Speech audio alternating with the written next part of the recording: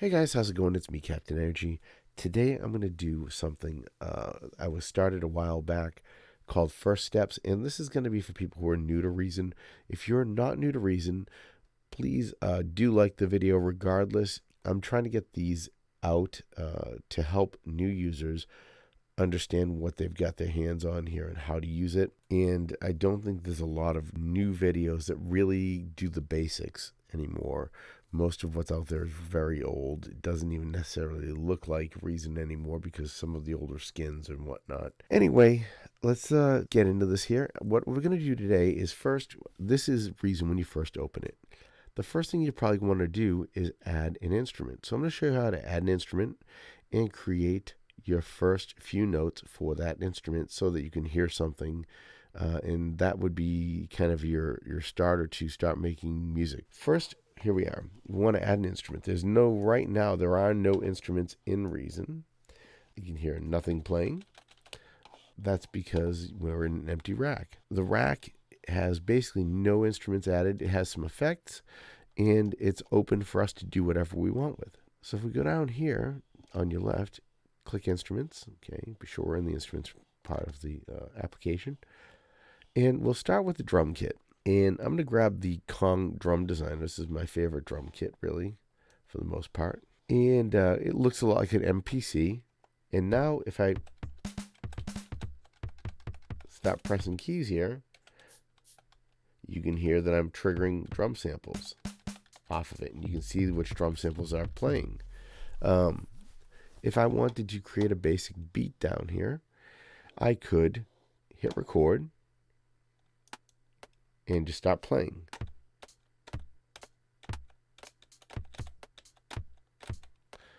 Not my best finger drumming, but all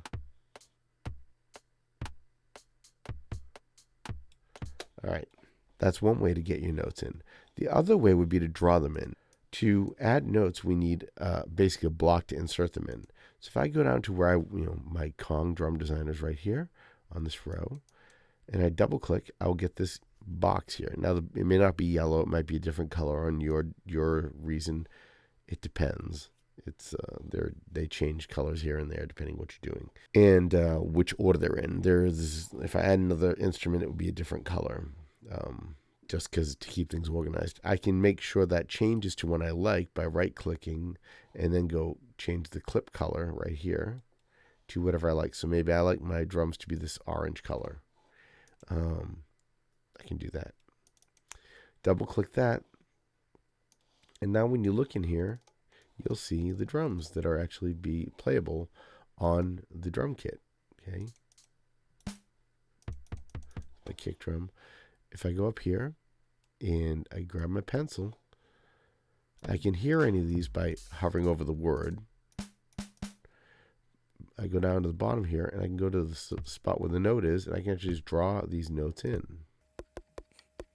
All right, now if I play that,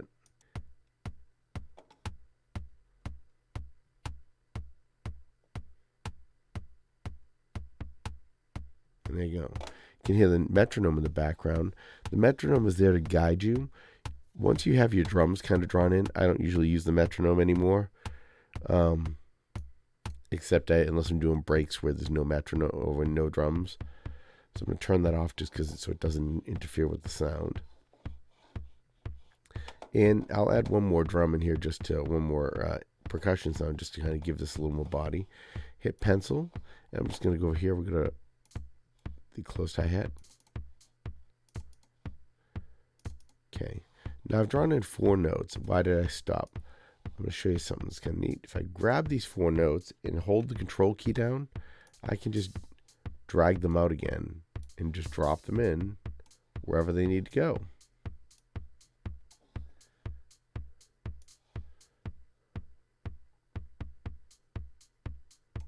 There we go.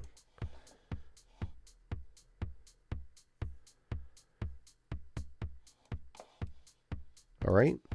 And now to add an instrument, a second instrument, all we do is hit add track right here, or we can go to instruments again. And I'll grab an instrument, drop that in. This case, it's a subtractor. Double click that. We can see the subtractor right here. And it's set to bass guitar, which is perfect for what I wanted, but I'm going to show you that you can change that also. If I hit open right here, this list of instruments on the left is accessible. It's actually open anyway because I just brought the instrument in. But if I weren't there, say I was in utilities, and I hit open, boom, there's the list. Okay. Now I can go over here and I can go and grab I'm going to grab a mono synth, and we'll go with Crazy Omar. I don't know what that sounds like. Let's see how it sounds. No.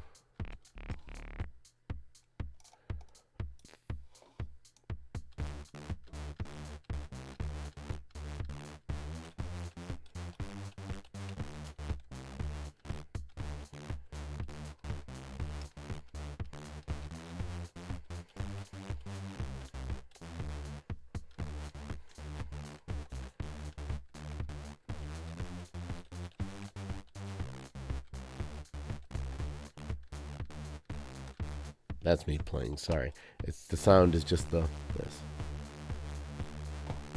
All right. Anyway, so I'll put this in here. We'll just use this sound. And here we go. Hit record.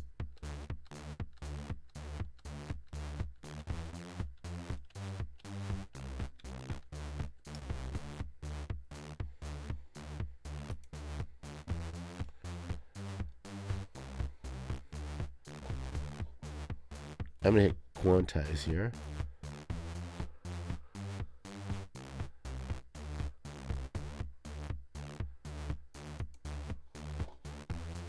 And we're going to take a look at these notes.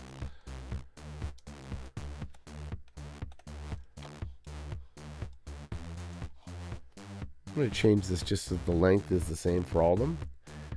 Right here, I'm going to hit equals.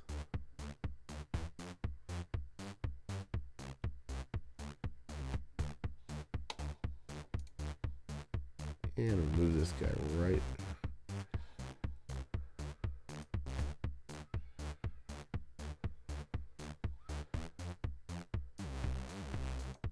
Right there.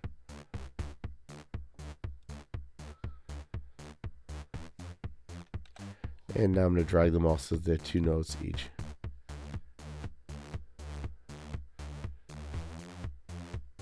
I think that has a nicer sound. All right. So now we've actually made, it's not a full-on song, but it's a simple little song, right? Could be considered a loop. We could have this loop be bigger by making this loop region larger. Right now we're doing only 4 bars.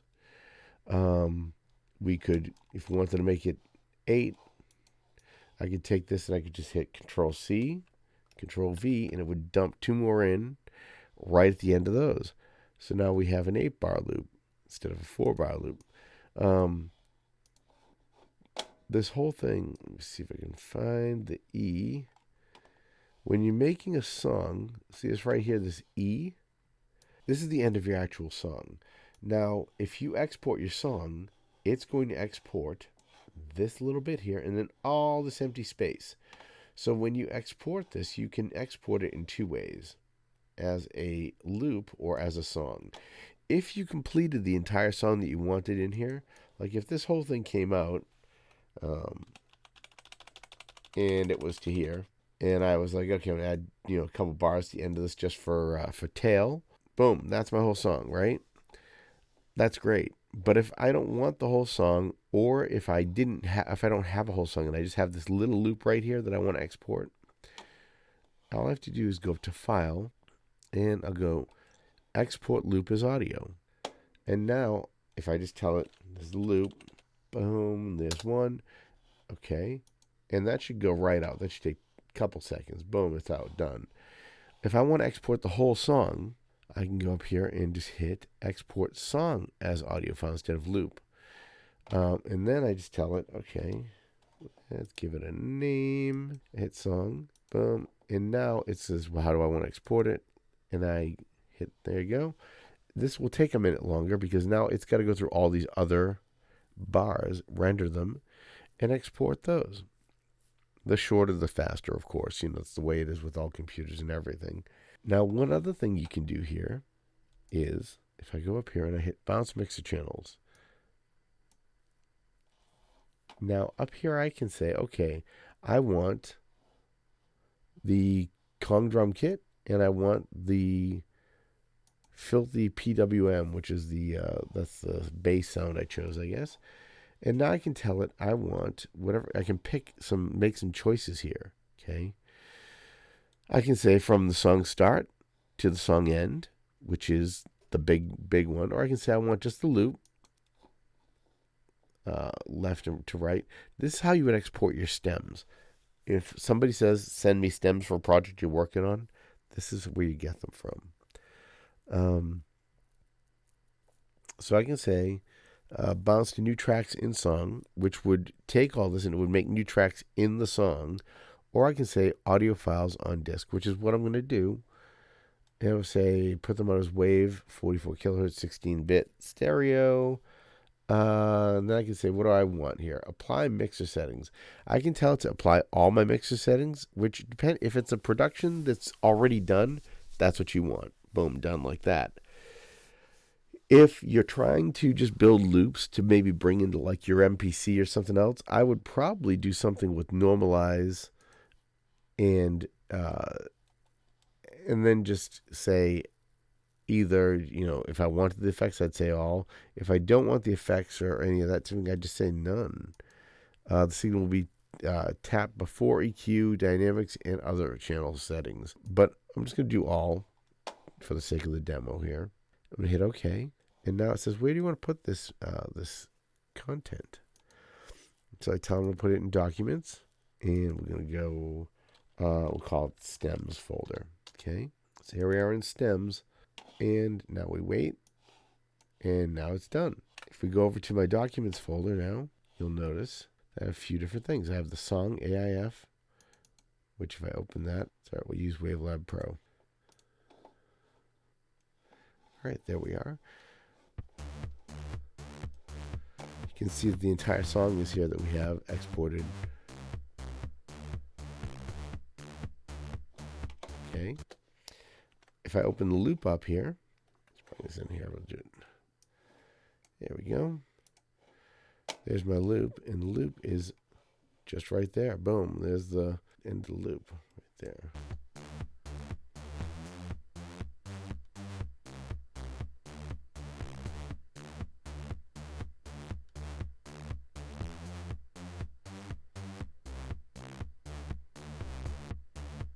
And then jumps back to the beginning.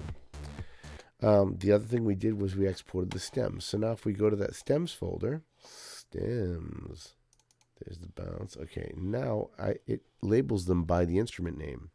So if I go over here, let's close this one. We don't need it. Goodbye. And I'll bring in the Kong kit.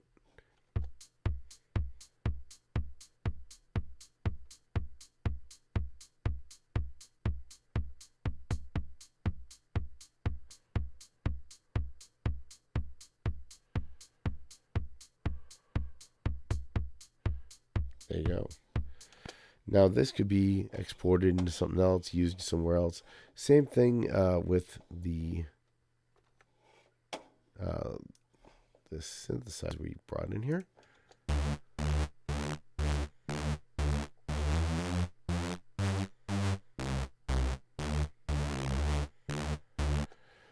And if you were working with someone who needed stems from one of your projects, that's how you would export them. All right, that's just a few little quick tips and tricks, and I hope that you found that helpful.